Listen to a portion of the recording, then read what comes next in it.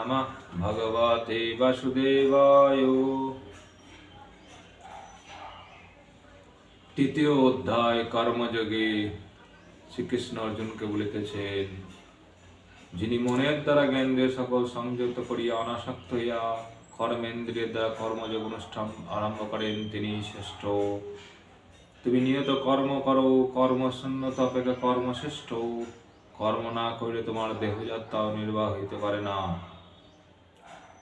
সৃষ্টির রক্ষার্থে অনাসক্ত ভাবে যজ্ঞাদি ত্যাগমূলক কর্ম কর্তব্য।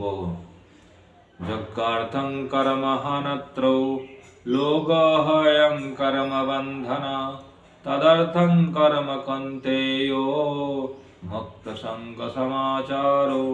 যজ্ঞার্থ যে কর্ম, তদ ভিন্ন অন্য কর্ম মনুষ্যের বন্ধনের কারণ।